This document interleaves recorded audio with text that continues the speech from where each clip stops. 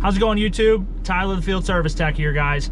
What we got going for this video is a video for you guys to show basically what typical calls look like for a day in the life of a field service tech with United Rentals. So my day for the next day always begins the day before. And what I mean by that is I will receive dispatches in the afternoon, usually between about 3 to 4:30 for the following day, so I know in the morning where I'm going. Basically, we're just kind of waiting to see now. I just got in contact with dispatch, waiting for them to get back to me to see if they're going to send me to run another call today or if we're going to start running towards the house for the night.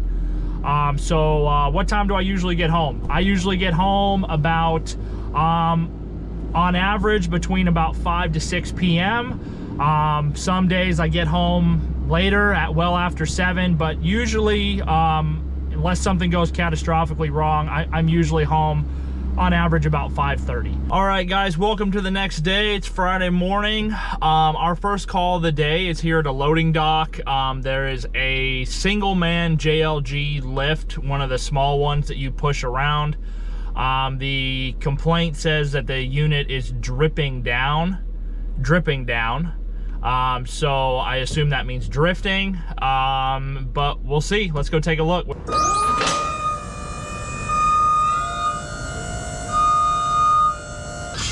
Yeah, that's it, dripping down, literally.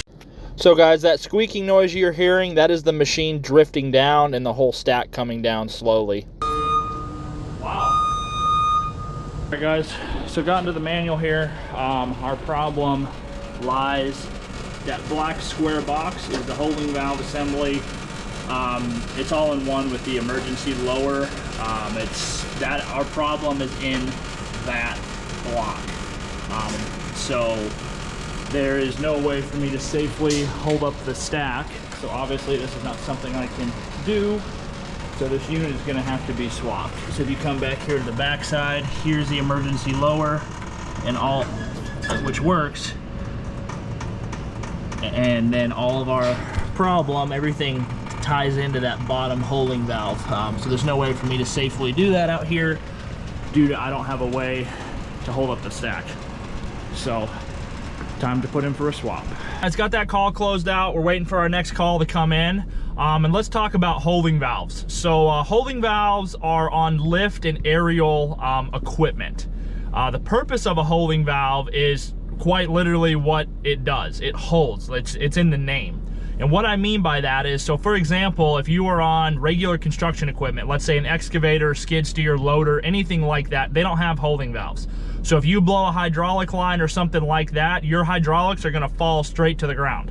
Like if you've ever seen videos of stuff blowing a hydraulic line, it falls to the ground very, very quickly. So very good way to get hurt or killed. But obviously the reason why they have them on aerial and lift equipment is because, well, you've got cargo on the forks, you've got people in the baskets.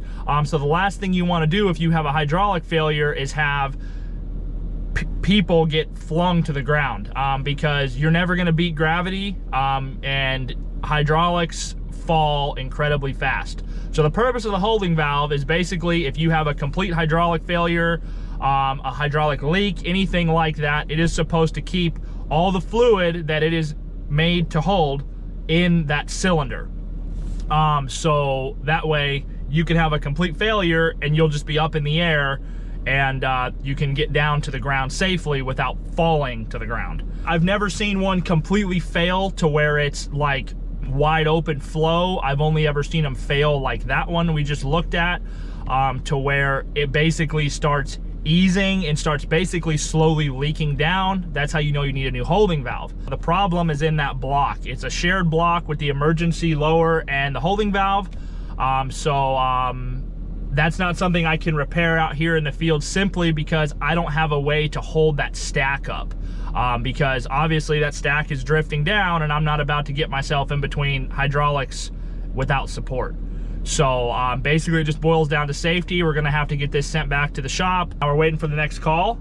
we'll see what comes next. Stay tuned, guys. All right, guys, so we ended up getting our next call to go look at a bucket tooth. I went to go look at the tooth, and turned out the machine needs all new teeth.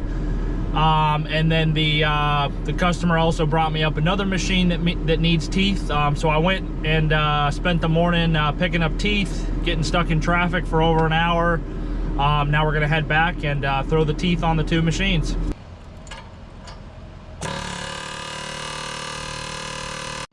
All right, guys, so the tool I'm using here is a air hammer, probably one of my favorite tools that I own. It's so versatile, great for doing all this type of stuff, but it is fantastic for doing pins on cylinders, on buckets, any type of thing. The air hammer is fantastic at hitting hard. But the problem I'm fighting now, you can see there's already two teeth sitting on the ground. They came off really easy. The roll pins came out. These teeth are held on by a roll pin. And what will happen sometimes is the roll pin will actually mushroom and basically get jammed in the hole to where you can't get it out. And in worst case scenarios, sometimes you have to whip the torch out. Thankfully, I didn't have to do that on this job, but I ended up switching to the good old small sledge and a traditional punch, and I got lucky and got this one out the bottom. But guys, definitely carry plenty of punches, all different sizes, and they actually make, I found out actually after this video, that they make punches specifically for the air hammers, all different sizes. I actually bought the set at Harbor Freight. I picked that up on the way home because it would have alleviated the mushrooming problem, I feel, much better than what I had to deal with.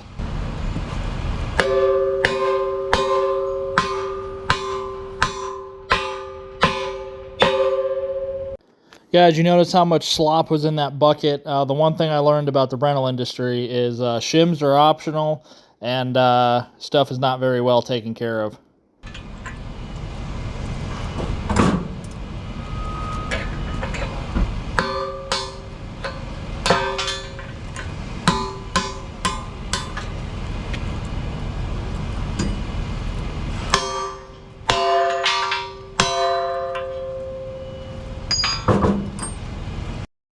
Thankfully, guys, the air hammer was able to push them roll pins through the other way, and we're able to get these teeth off. Putting these new teeth in is super easy, guys. You just put the new tooth on and you drive the new roll pin in. It's about as easy as it gets on these. We'll go ahead and get these other ones on super quick, and we will move on to the skid steer bucket. Alright, guys, so to do teeth on the skid steer bucket for this style, the pin goes in from the side. It's basically a two-part pin with a piece of rubber in the middle. These usually come out pretty easy. They actually make a tool for this. I'll show it here to you in a little bit. It's a black tool, so you can swing the hammer and hit it, because you really can't swing that well when you're in between the teeth. But I still prefer my air hammer as usual.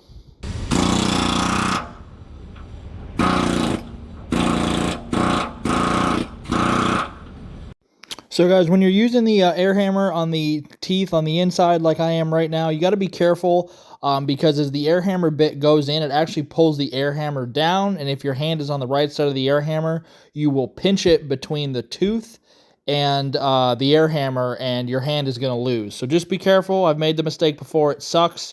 You don't want to get your hand trapped there. But now you can see this other tool I have. I think it's called like the Pin Master or the Pin Buddy or something like that. But you just stick it in the side and you can hit it with a hammer.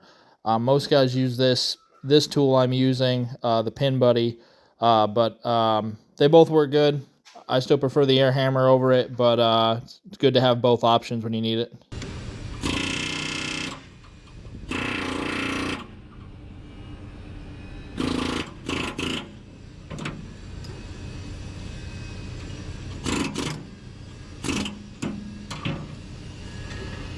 So guys, I'm talking to another field tech on the phone. That's why it sounds like I'm talking to myself. Talk to another field tech about most of the day. Makes the day go by, and you always got somebody to talk to. Oh, I'm getting noise on the line. Fuck that. When in doubt, guys, hit it harder and hit it with a bigger hammer. It's the rule of being a heavy equipment mechanic. You can't let this stuff beat you up.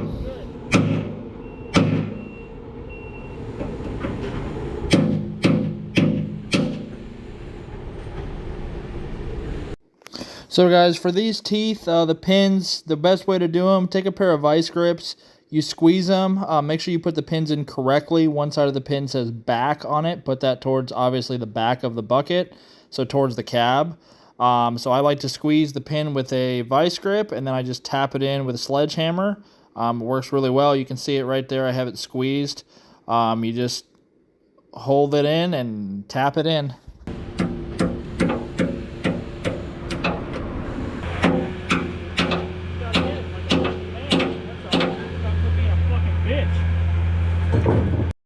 When in doubt, guys, always hit stuff hard. Don't hit it like you're hitting it with a purse. You will get made fun of. So this tooth is not going to hold on very well due to the contractor ran it without a tooth over the bucket tooth that's there. So it wore down the nub. Not to the point where it had to be completely replaced or anything like that, but the tooth doesn't hold on worth a crap. So I'll end up welding it on later just to keep it from falling off and causing more damage to the bucket.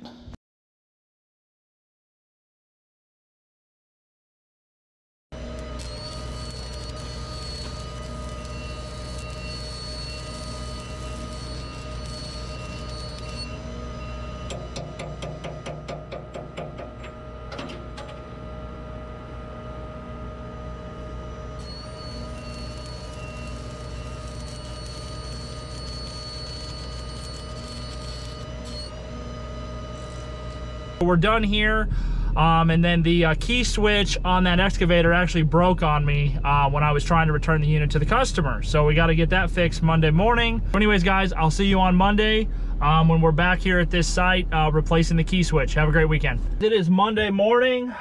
We had a hell of a weekend for on-call. I found out I was on call at 7:15 in the morning on Saturday.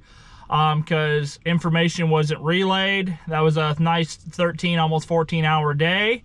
Not what I planned, but we got her done.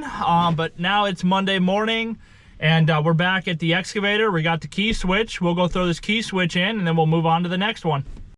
All right, guys, taking this apart, super easy. It's a Phillips head screwdriver for the plastic and an 8mm hex head for the armrest. Pulled the key switch out, and now I'm taking photos of where the wires run. Always take photos, guys. Helps you prevent messing something up, especially on a key switch. You don't want to mess something up. You can arc something, catch something on fire. There's a lot of stuff that can go wrong. So when you're doing it, also make sure you transfer one set of leads at a time. Don't pull the whole thing apart and then try to do it all in one fell swoop. Now, before I put it all back together, I'm going to test it to make sure it starts and nothing goes wrong before I put the whole console back together.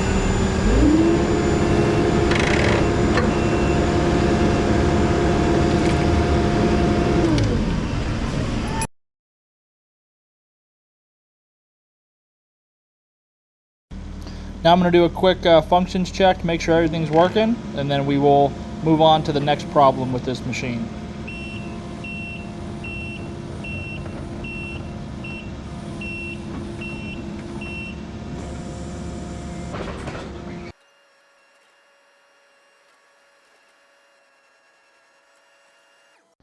Alright guys, so the customer came to me and said they've been trying to grease the machine here, and the cert wouldn't take grease. I found out that the grease cert that was in there was completely stripped out. All the threads are stripped out.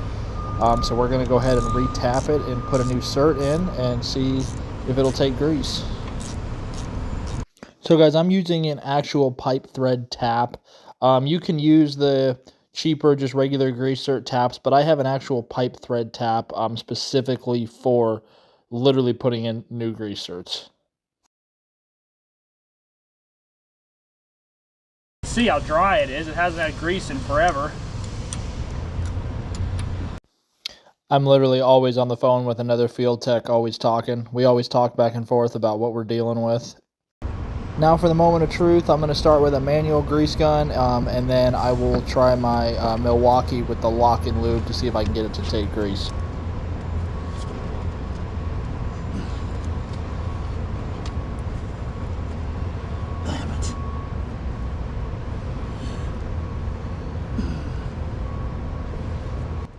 So it failed to take grease with the manual. Now we're going to try the lock and lube on the Milwaukee. My lock and lube coupler is a little worn out, so it's not as effective as it used to be, but we're going to see if it works. Since I'm already here, I'll grease the other grease point.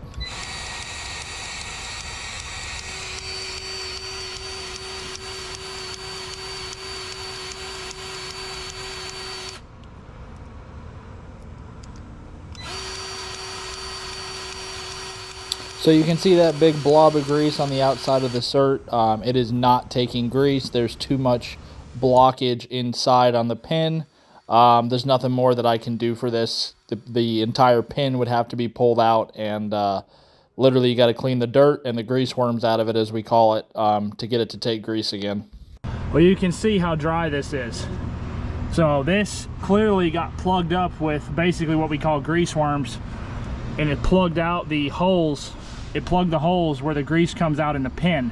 So the only way to fix this, unfortunately, and this is not something I'm going to fix, you have to pull the pin out and you got to clean out the holes so it takes grease. It happens all the time on like bucket pins and stuff. Really easy to do that type of stuff, but here this is an actual like major piece of work. So this is not something that I'm going to fix here, and I'm just going to spray it with some white lithium around here, bring it cleaned up and get out of here. Unfortunately, we tried, but we can't fix it.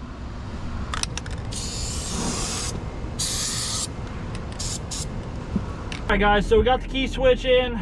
Super easy to do that. Always make sure you take pictures like you saw me do, and always only move one set of wires at a time. Don't take them all off and then try to put them all back on. Do it one at a time. Always, every time, and always take pictures in case if you make a mistake or something happens, you at least have photos to refer back onto, so you're not having to travel through the schematics and try to figure it out and waste tons of time and potentially arc something and cause some more damage or hurt yourself. So definitely always something, use your phone, you have them, take pictures. Now, the customer came to me after I did that and said, hey, this grease cert's not taking grease. Which is good. I'm glad that he reached out to me, because most of these machines in the rental industry are lucky to see grease. So the fact that they're even greasing it is ahead of the game. But he communicated, hey, this is not taking grease. The problem, well, it's a multi-problem, but the grease cert originally, the threads were completely flattened on it. So one of two things either happened.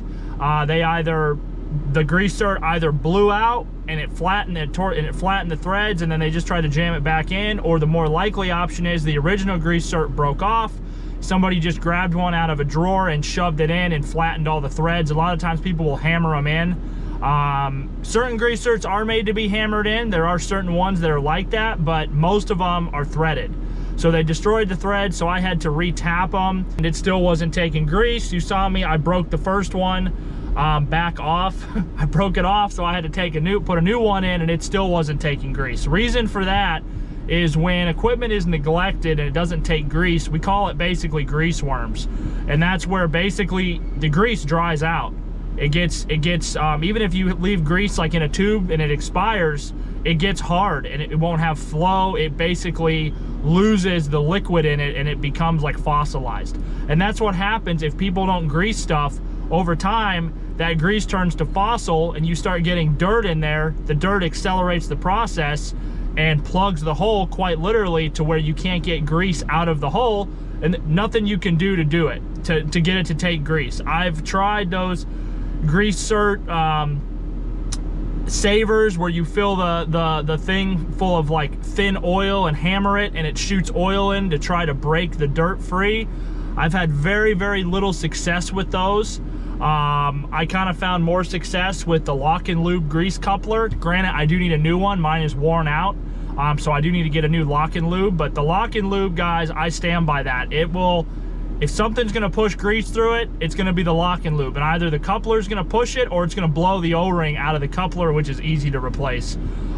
So the lock and lube I stand by. But the only way to fix that, guys, is you gotta pull the pin out. So like it happens all the time, especially on like skid steers, down at the lower cylinders for the tilt and all that. They get messed up all the time. It's easy though on those. You can just push the pin out, clean it out, and push the pin back in and hold it all up with like a small come along or whatever. So that is super easy to do on that for like pins. But on that situation, I would have had to pull that whole pin out, and you got to hold the whole boom up. That would have been a big job, and that's not something that I'm going to spend the time on or fix out here in the field. No way we're going to go that for a grease cert. So basically, they're going to run it until it has a catastrophic failure, or they're going to sell it as is in a few years, just all messed up still, never seeing grease. That's just unfortunately the truth. Just got our next call. We're going to be heading out to go do a full PM service on a JCB variable reach forklift. I'm not going to film that due to it's long and tedious and really boring, if we're being honest, but easy work. I do have a video on the channel page for that if you're curious about that. But this 10K forklift, I actually went out to I think 2 weeks ago for a call. They accidentally filled the hydraulic tank with diesel. So that was interesting, and they ran it. So that was interesting. I ended up dealing with all that, and then I was like, hey, it needs a service anyways. So thankfully the hydraulic part's already serviced, so we'll just have to do engine oil and fuel, and we'll be out of there. All right, guys, so that is going to conclude this video of a day in the life of a United Rentals field service tech. Unfortunately, I won't be making any more of these videos. I am refilling my boxes. I decided to leave United Rentals as a company. There was some stuff going on that I wasn't okay with, and I decided that it was the best option for me to leave. So I did. That being said, we've already landed a new job. We're going to be going back to the big yellow iron where it all started. We're going back to Caterpillar. I'm very happy that basically I was able to drop United Rentals like a hot rock and move right back into Caterpillar. I actually started my diesel mechanic career with Caterpillar many years ago, but now we're going to be working with a new dealer.